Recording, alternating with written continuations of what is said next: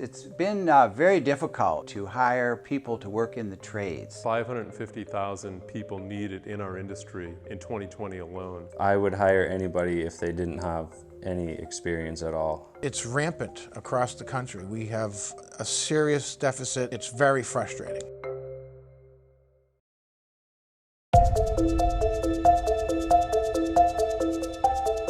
This is Jamie Van Dyke. He owns a concrete excavation company in Rindge, New Hampshire. Believe it or not, even with a ton of people out of work, he still had trouble finding new employees. Turnover has always been a challenge for us, and everyone is overburdened and struggling to find the manpower right now.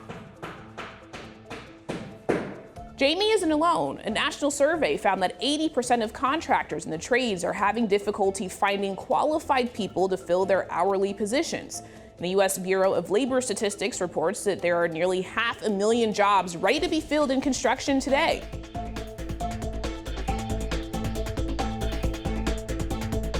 America has a craft labor shortage, and it's as big as it's ever been in the history of our country. We are in a new world of technology within construction, and you need to be well-trained and educated to be a construction worker. And right now in America, we don't have what we need. By far, most of the people in the trades are middle-aged and beyond. All you have to do is attend one of the classes to get recertified, and you look around the room and almost everyone is middle-aged and beyond. The baby boomers are coming into retirement age, and they want to leave because it's physically hard to do the job anymore. It might seem the problem is as simple as baby boomers retiring and millennials not wanting to go into the trades, but it's a little more complex than that.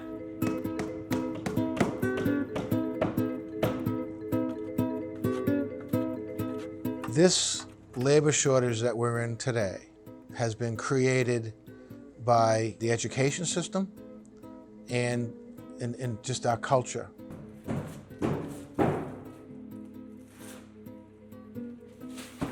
For many years now, perhaps even decades, society, and to some extent the educational system, has put more emphasis on traditional careers in an office setting. And there has been some, perhaps unintentional, devaluing of pursuing careers in the trades. High schools, for instance, a lot of their funding is based on how many people go to college. So they're not spending time with the folks that aren't going to college. That's unfortunate.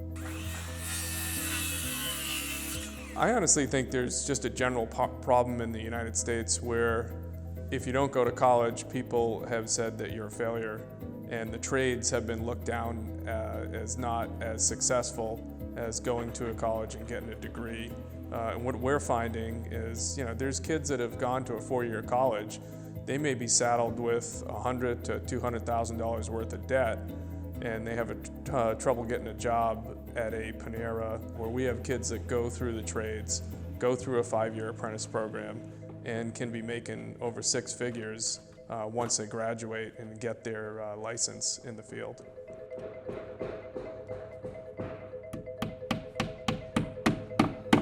I think that as the cost of work in the trades goes up because of the shortfall, I think that affects everything. That affects housing, it affects the cost of equipment and vehicles and everything that society uses. Construction is the baseline for all of our businesses, for retail, for hospitals, for medical, for healthcare, for entertainment. Everything at some level has bricks and mortar still. I mean, some of these companies actually might say, listen, I can't bid on this job even though I'd be able to do it because it's just, I don't know what the final cost is going to be 7 years out because I don't have enough people.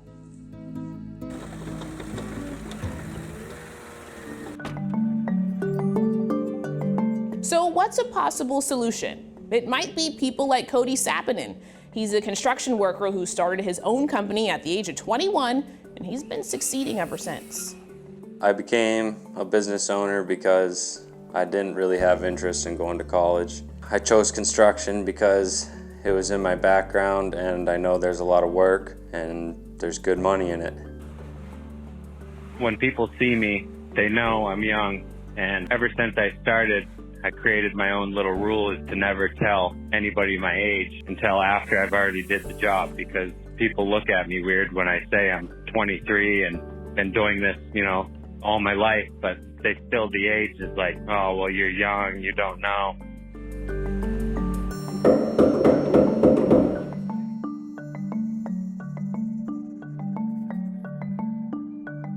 In order to solve this skilled labor shortage, we need the school systems to embrace the fact that they need to help some students get into the industry. I think there's a lot of people that would love to do what we do in our industry, and they see us every day, but they're not sure how to get from where they are today into our industry. I think there needs to be a coalition of business, education, perhaps even some government support. And we need to get together and we need to look at what are the obstacles and what are possible solutions to encouraging more people to go into the trades. We need to start talking more positively about this young generation, because a lot of us are pretty negative about them because of our frustrations with them, because we honestly don't understand them. We need to learn who they are and study who they are so we can better understand them, so we can better manage them.